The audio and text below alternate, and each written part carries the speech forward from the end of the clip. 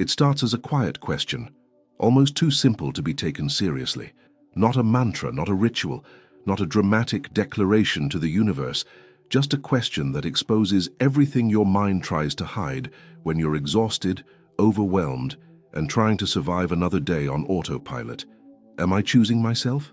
Most people have never been taught to ask that question without guilt. They were trained to measure their value through sacrifice, performance, and silence. So when life begins to feel heavy, the first instinct isn't to return to themselves. It's to push harder, to prove more, to wait for a sign, to search for something outside that finally makes the inside feel safe. But here's what's rarely said out loud. Many people don't feel disconnected from the universe because the universe stopped listening. They feel disconnected because, somewhere along the way, they stopped listening to themselves. They learned to ignore their intuition. They learned to dismiss their emotional truth. They learned to betray their boundaries in exchange for belonging. And over time, those small daily betrayals create a kind of inner static, a constant noise in the nervous system that makes it nearly impossible to feel guidance, clarity, or spiritual connection. You can't hear the subtle when your inner world is screaming. And this is where that question becomes powerful. Because choosing yourself isn't a personality trait. It's a frequency. It's coherence. It's alignment between what you feel, what you need, what you tolerate, and what you allow. According to Dr. Joe Dispenza's work, the body becomes conditioned to familiar emotional states, even painful ones. And when the body is addicted to stress, it will seek the same patterns, the same chaos, the same self-abandonment, because it feels known. So in a very real way, people don't just attract experiences, they repeat the energy they've practiced for years. So this video isn't about chasing mystical signs. It's about something far deeper.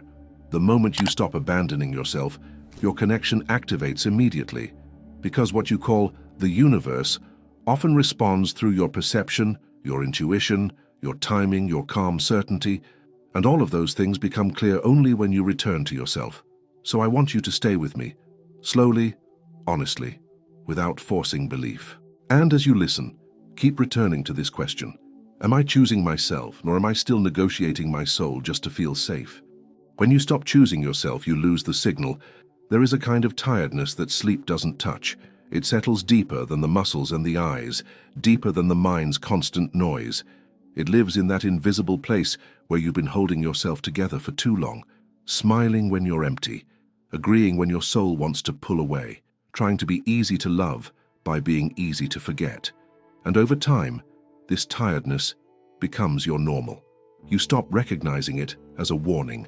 You start calling it adulthood, responsibility, strength. But the truth is more intimate and more painful. It's the weight of leaving yourself behind again and again until you barely remember what it feels like to stand beside your own heart. Most people think disconnection begins when life gets hard, but disconnection begins much earlier, in the tiny choices that seem harmless at first. It begins the first time you swallow your truth to keep the peace, the first time you shrink your needs so someone else doesn't feel pressured, the first time you tell yourself it's not a big deal, and you keep doing it because the world rewards it. People call you mature, people call you reliable, people call you strong, but they don't see what it costs you to carry that image. They don't see the quiet erosion.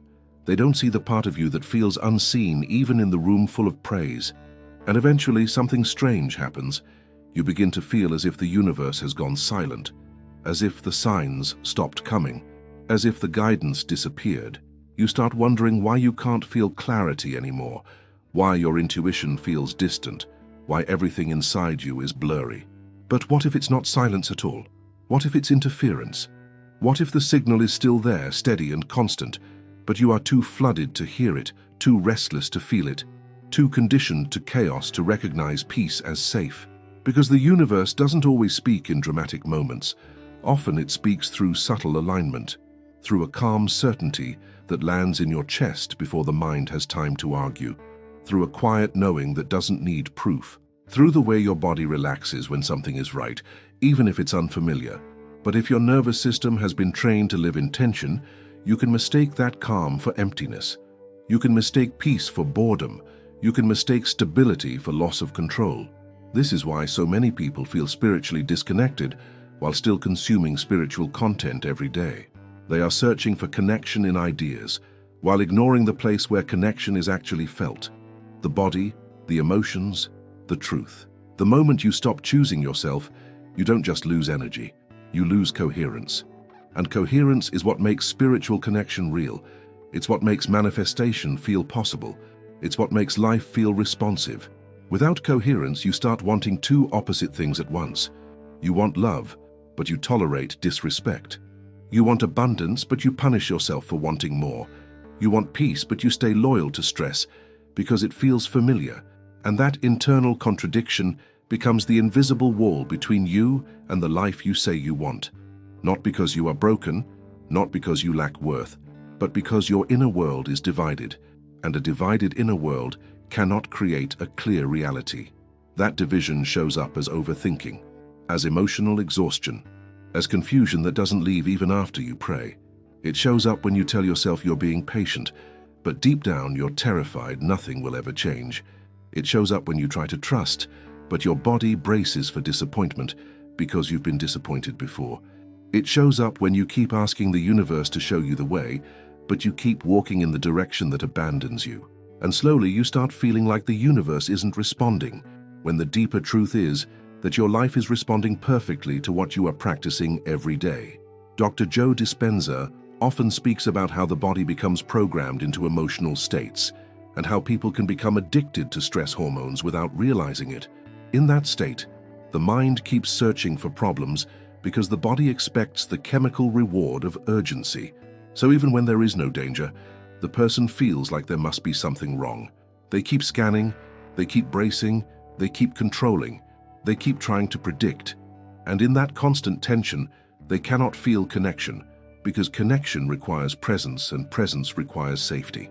So when someone asks why they feel disconnected from the universe, sometimes the most honest answer is not mystical at all. It's deeply human. You are exhausted. You have been carrying too much.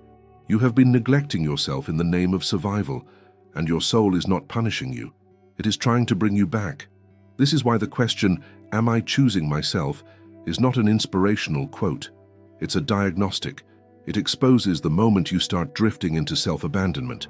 It exposes the pattern of putting everyone else first while telling yourself it's love. It exposes the way you treat your needs like an inconvenience. And once you see it, you can't unsee it. Because choosing yourself doesn't mean you stop caring about others. It means you stop betraying yourself to keep their approval. It means you stop shrinking your truth to make someone else comfortable. It means you stop living from a place of fear disguised as loyalty. It means you finally give yourself permission to be real, and that permission is what changes your frequency. When you choose yourself, your energy changes in a way you can't fake. Your presence becomes stronger because it's no longer built on performance. Your boundaries become clearer because they're no longer built on guilt. Your desires become honest because they're no longer filtered through who might judge you. And this is when the connection begins to return, not as a supernatural event, but as a natural consequence. You stop chasing signs because you start becoming the kind of person who can recognize them.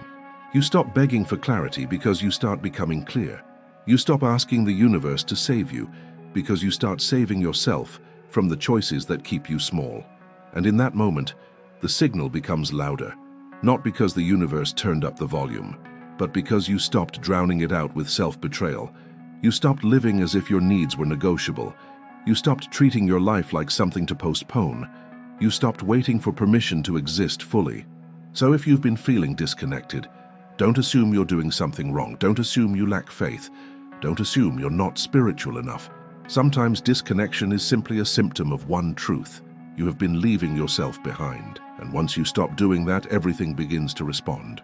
Not slowly, not eventually, immediately. The universe doesn't feel distant. Your true self does. At some point, without announcing itself, self-abandonment becomes a lifestyle. It doesn't arrive like a sudden catastrophe. It arrives quietly, disguised as adaptation. You adjust your tone to avoid conflict.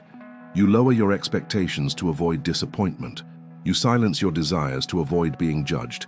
You become skilled at reading rooms, predicting moods, protecting other people's comfort. And slowly you stop noticing that the person you're protecting the least is you. That's how it happens. Not through one major betrayal, but through 1,000 small ones. The kind that look reasonable on the outside and feel devastating on the inside. The kind that makes your life appear stable while your spirit feels lonely. And the hardest part is that you don't even realize you're doing it, because you call it maturity, you call it being responsible, you call it being a good person. But deep down, the soul keeps whispering something different, something you can't fully ignore forever. The peace you want cannot be built on the self you keep abandoning. This is why so many people say they feel far from the universe. They say they can't feel signs, they say their intuition feels muted. They say the magic is gone, but the truth is, the universe hasn't moved away. The universe isn't distant. What's distant is your connection to your own truth. And when the relationship with your true self becomes distant, everything feels distant. Love feels distant. Joy feels distant. Clarity feels distant. It becomes harder to recognize what is meant for you because you're no longer living from the part of you that can recognize anything. People often imagine that spiritual connection is about receiving messages, visions, confirmations. They believe connection means the universe will speak louder, prove itself more, guide them like a spotlight. But real connection is rarely loud. Real connection feels like inner steadiness, like a calm power that doesn't need to convince anyone. It feels like being anchored in yourself. And from that anchored place, you begin to notice that life has been communicating all along. Through patterns, timing, synchronicities, even delays. You stop interpreting everything as rejection because you stop viewing yourself as someone who must earn permission to exist. The deeper problem is not that you don't know what you want. The deeper problem is that you've trained yourself not to want too much. You've trained yourself to dilute your desires so they seem acceptable. You've trained yourself to settle without calling it settling. And when you live like that long enough, the soul begins to create a kind of emptiness that can't be filled with new affirmations or new techniques. Because no amount of spiritual information can replace one essential thing, the willingness to choose yourself with honesty. That is what the question exposes. Am I choosing myself? Doesn't ask if you are being selfish. It asks if you are being loyal to your own life. It asks if you are building a future based on truth or based on fear. And most people, if they answer without protecting their ego, will discover something painful. They've been living a life that prioritizes survival over alignment. And survival isn't shameful. Survival is human. Survival is what you learn when you've been disappointed too many times, or when you've been raised to believe love must be earned, or when you've lived with instability that trained you to stay alert. Survival creates coping. Survival creates a personality. Survival creates habits that feel safe, but survival also creates limitation, because if your life is governed by survival, you will keep making choices that preserve what is familiar, even when what is familiar is slowly breaking you. This is why the universe feels silent when you're living in survival mode. Not because the universe is withholding, but because survival mode makes you obsess over control. You become addicted to certainty. You want guarantees. You want confirmation before you move. You want proof before you trust. But clarity is rarely given to a person who refuses to move. Clarity is given to a person who is willing to choose themselves even when the outcome is not promised. That is the frequency of alignment. That is the frequency of self-respect. That is the frequency that changes reality. Bruce Lipton teaches that belief shapes biology. In other words, the way you interpret life affects the way your body functions. If you believe the world is unsafe, your nervous system behaves like it's in danger. If you believe you must fight for love, your body stays tense. If you believe you're always behind, your body lives in urgency. And when the body lives in urgency, it becomes nearly impossible to feel spiritual connection. Because connection requires receptivity, and receptivity requires the nervous system to soften. This is why inner work isn't just emotional. It's biological, it's energetic, it's neural. It changes the way you perceive life. So when someone says, "I don't feel connected," what they are often saying is, "My body doesn't feel safe enough to receive." And that is not a spiritual failure. That is a life pattern, a human pattern, a pattern that can be transformed, but only when the person stops treating themselves like an afterthought. Because choosing yourself is not about dramatic decisions.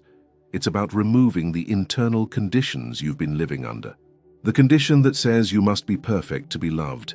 The condition that says you must sacrifice to be worthy. The condition that says your truth is too much. the condition that says your needs are inconvenient.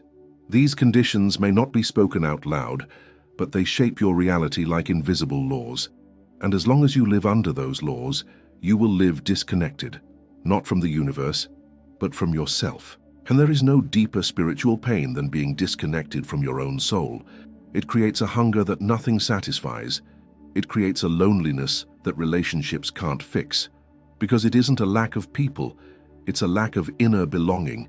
It's the feeling of living inside a life that doesn't feel like home. This is why the moment you start choosing yourself, things begin to shift quickly. You start to feel more present. You start to feel more grounded. You start noticing that your intuition wasn't gone. It was simply drowned out by years of self-betrayal. You start realizing the universe was never silent. You were simply too disconnected from your own truth to recognize what it was trying to reflect back to you. And that is the revelation. The universe doesn't become close because you pray harder.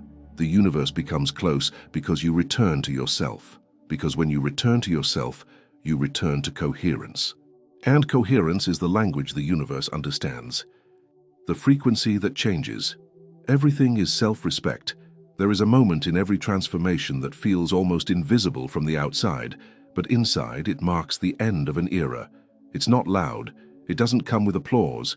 It doesn't announce itself with a perfect opportunity or a dramatic sign. It happens quietly, in the private space where your truth finally becomes heavier than your fear. And in that moment, something shifts. You stop asking life to choose you and you begin choosing yourself. That is where the real change starts. Not in the external circumstances, but in the internal authority you reclaim. For so long, many people confuse spirituality with surrender, and surrender with passivity. They think trusting the universe means waiting. They think alignment means sitting still until something magical happens. But the deepest form of spiritual power is not waiting for a sign. It is becoming the sign. It is embodying the energy you keep asking for. And the foundation of embodiment is self-respect. Self-respect is not an attitude. It's not a personality type. It's a frequency you live in. It's the quiet decision that your emotional truth matters, that your time matters, that your soul is not here to be negotiated with. And when self-respect becomes your frequency, reality begins responding differently, because you are responding differently to reality. You stop feeding what drains you. You stop entertaining what confuses you. You stop tolerating what reduces you. And your energy begins to return to you, not in theory, but in the practical way you wake up, in the way you speak, in the way you walk, in the way you move through life, without constantly apologizing for existing. That is why so many people feel like their manifestations don't land. It's because they desire one life, but they live another. Their words speak abundance, but their choices accept scarcity. Their affirmations speak love, but their boundaries allow disrespect. Their visualizations speak expansion, but their habits remain loyal to contraction. And the universe, in its quiet intelligence, doesn't respond to what you say you want. It responds to what you consistently practice. It responds to the identity you live from. It responds to your coherence. This is what makes the question, "Am I choosing myself?" so devastatingly powerful, because it collapses the illusion. It takes you out of spiritual fantasy and forces you into spiritual reality. It forces you to see where your life contradicts your prayers. It forces you to see where your behaviors betray your desires. It forces you to see where you're hoping for change, while protecting the same identity that created the pain. And this is where the idea of frequency becomes more than a spiritual concept. Frequency is not just about high vibes and positivity. Frequency is your dominant emotional state. Frequency is your nervous system's baseline. Frequency is what your body expects, what your mind rehearses, what your heart tolerates. And this is exactly what Dr. Joe Dispenza points to when he speaks about becoming addicted to certain emotions. Even when they are harmful, people can become addicted to struggle, addicted to chaos, addicted to needing something to fix, addicted to urgency, and they call it motivation, but it's really conditioning. So even when life offers peace, they don't know how to hold it. Even when the universe brings stability, it feels suspicious. Even when something good begins to unfold, they brace for loss. And in this bracing, they disconnect from the flow. Not because the universe is punishing them, but because they are vibrating in contradiction. They want peace, but they live in tension. They want clarity, but they stay addicted to confusion. They want the new, but they remain emotionally loyal to the old. Self-respect breaks that loyalty. It ends the contract with suffering. It ends the emotional attachment to the version of you that needed pain to feel real. And this is why self-respect can feel uncomfortable at first.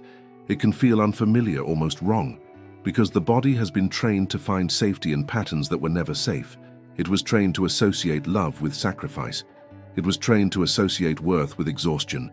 It was trained to associate belonging with self-erasure. So when you begin to choose yourself, your body might react as if you're doing something dangerous. But what's really happening is that you're breaking a pattern. You're changing the chemical environment of your life. And this is where everything begins to shift in a way you can't fully explain to someone who hasn't lived it.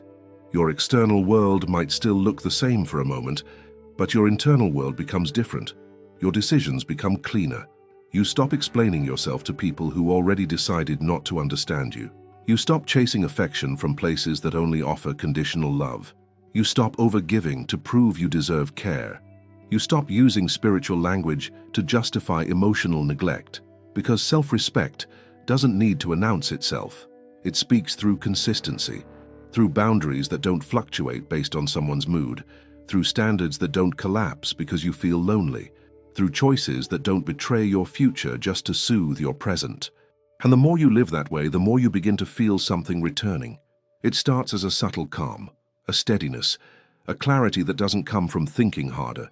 It comes from being less divided. It comes from living with less internal war. The mind isn't constantly fighting the heart. The heart isn't constantly begging the mind for permission. The body isn't constantly trying to survive emotional abandonment. Everything begins to align into one direction. And that alignment is what people call connection with the universe, because the universe speaks through alignment.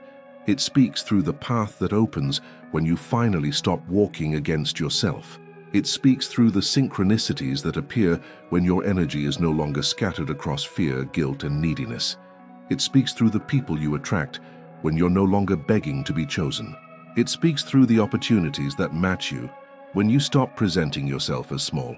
This is why manifestation feels more natural when you choose yourself, because manifestation isn't just attraction, it's permission, it's receiving, it's allowing. And you cannot allow what you believe you don't deserve. You cannot receive what your nervous system thinks will be taken away. You cannot hold abundance if you are addicted to scarcity narratives. Self-respect changes your relationship with receiving. It changes what feels normal. It changes what your body can tolerate. It changes the limits of your reality because it changes the limits of your identity. And identity is the true magnet. Identity is what the universe mirrors back. Not what you want, but what you are. So when you ask that question, am I choosing myself? You are not asking for a motivational answer. You are asking for a transformation. You are asking for the end of self-betrayal. You are asking for the return of your own power. And the moment you begin living from that answer, the universe doesn't just respond, it aligns. The old life fights back when you choose yourself. There is a sacred moment that happens right after you begin choosing yourself, and almost no one talks about it honestly. People love the part where life feels lighter, where synchronicities appear, where confidence rises and clarity returns. But before the lightness becomes stable, something else often happens first. The old life fights back. Not because the universe is testing you in a cruel way, but because your nervous system, your identity, and your emotional conditioning are still attached to what was familiar. And what is familiar can feel like safety, even when it was slowly destroying you. This is why so many people start changing their lives, and then suddenly feel worse. They feel anxious, they feel emotional, they feel guilty, they feel like they're doing something wrong. But what's really happening is deeper. They're no longer feeding the pattern that kept them small, and that pattern doesn't leave quietly, because the old version of you was built to protect you, even if it protected you in unhealthy ways, even if it taught you to settle, even if it trained you to survive instead of expand. That version carried a mission: keep you safe by keeping you the same. So when you start choosing yourself, it feels like betrayal to that identity. The old self whispers things that sound like wisdom, but are actually fear wearing a sophisticated mask. It says, don't do too much. It says, be realistic. It says, you're asking for too much. It says, you'll lose people. It says, you'll fail. It says, you'll regret this. And because you've listened to those whispers for years, they can feel like truth, but they are not truth. They are conditioning. They are the echoes of every time you were taught to shrink to be loved. This is the part where the question becomes even more powerful. Am I choosing myself? Doesn't only apply when you're calm. It applies when your entire internal world wants to run back to the familiar. It applies when you feel lonely, when you feel uncertain, when the old patterns begin seducing you with their predictability. It applies when you start healing and suddenly the wounds feel louder. It applies when you stop chasing people who didn't value you and suddenly you miss them. Not because they were right for you, but because your nervous system got addicted to their inconsistency. That's the hidden truth about many relationships. People don't stay because they're loved. They stay because the instability is familiar. They stay because chaos gives them a sense of identity. They stay because being needed makes them feel worthy. They stay because overgiving makes them feel in control. And when they begin choosing themselves, the first thing they feel isn't always freedom. Sometimes it's withdrawal, a kind of emotional detox that feels like grief. Because you are not only letting go of people, you are letting go of the version of you that existed to survive those people. You are letting go of the voice that said, just accept it.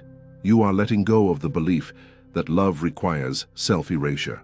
You are letting go of the pattern of proving your worth through suffering. And that is not a small thing. That is a death, a spiritual death of an identity that was never meant to last. And during this death, the mind can panic. It can interpret the discomfort as a sign that you should stop. It can interpret the loneliness as a sign that you made the wrong choice. It can interpret uncertainty as danger, but uncertainty is not danger. Uncertainty is simply the absence of familiarity. It is the space between the old and the new.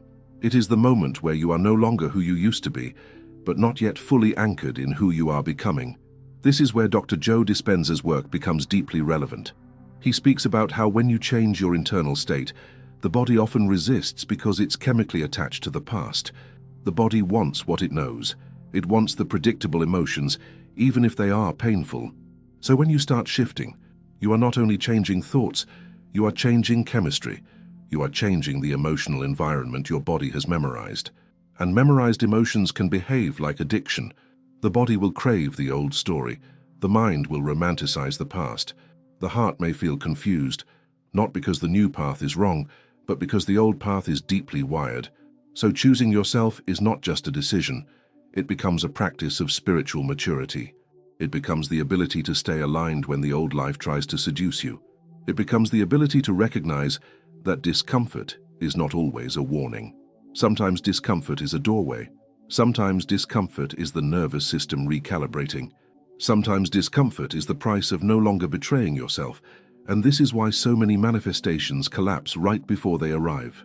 Because people change their energy, begin aligning, start choosing themselves, and then they panic when the old patterns scream. They interpret the screaming as failure, but the screaming is often the last breath of the old identity, the last attempt to pull you back into what you already outgrew. The universe responds to who you are becoming, not who you used to be. But you must become consistent enough to hold what you asked for. Because manifestation is not only about attracting, it's about sustaining. It's about becoming the kind of person who can receive without sabotaging, the kind of person who can be loved without questioning it, the kind of person who can be successful without destroying themselves. And that level of receiving requires a new internal foundation. So the old life fights back as a way of showing you what you are still emotionally loyal to. It reveals your attachments. It reveals your unconscious agreements. It reveals where guilt still controls you. It reveals where fear still calls the shots, not as punishment, but as information. Because once you see it, you are no longer blind, and somewhere inside that fight, a new clarity is born, a clarity that doesn't come from thinking. It comes from experiencing yourself differently. It comes from realizing that you can survive the discomfort of change, that you can survive the silence after you stop chasing, that you can survive the loneliness of no longer betraying yourself, that you can survive being misunderstood. And when you survive those things, your frequency transforms, because nothing changes your vibration faster than self-loyalty. And this is when connection with the universe becomes undeniable, not as a fantasy, but as a feeling of being supported by life because you are finally supporting yourself. The moment you choose yourself, everything begins to choose you. There is a reason this question changes everything, because the moment you ask it with honesty, you stop living like your life is something you have to earn. You stop treating your soul like an inconvenience. You stop waiting for permission to be whole. And that shift is more powerful than most people realize, because the universe doesn't respond to desperation.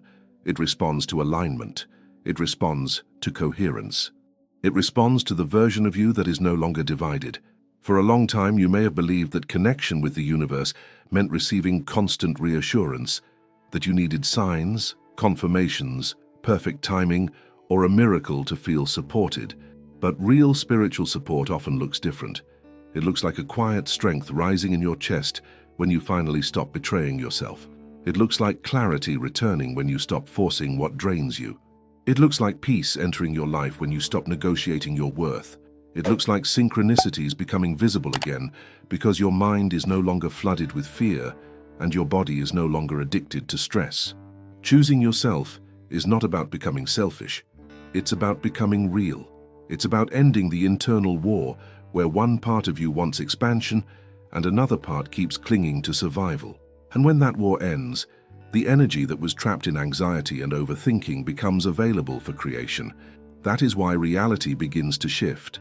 Not because the universe suddenly became kinder, but because you became consistent. You became clear.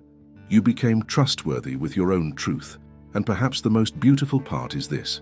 Connection with the universe is not something you chase. It's something you return to. It has always been there, waiting under the noise, under the self-abandonment, under the old conditioning that taught you to shrink. The signal was never gone. You were just living too far away from yourself to hear it. So if there is one thing to remember, it's this. The question is not whether the universe is listening. The question is whether you are listening to you. Because the moment you choose yourself, fully, deeply, without apology, you stop being a person who is waiting for life to change. You become a person who changes life by changing what you tolerate, what you believe, and what you embody. And that is when the universe responds immediately, not with magic, with alignment. Before you leave, I want to ask you something powerful. If you truly chose yourself starting today, what would you finally stop accepting in your life, no matter how uncomfortable it feels at first? If this message resonated with you, subscribe to the channel because every video here is designed to help you rise into alignment, clarity, and real transformation. And don't stop here. Keep watching the next video on the end screen because it will take this shift even deeper and help you strengthen your connection with the universe in a way you can actually feel.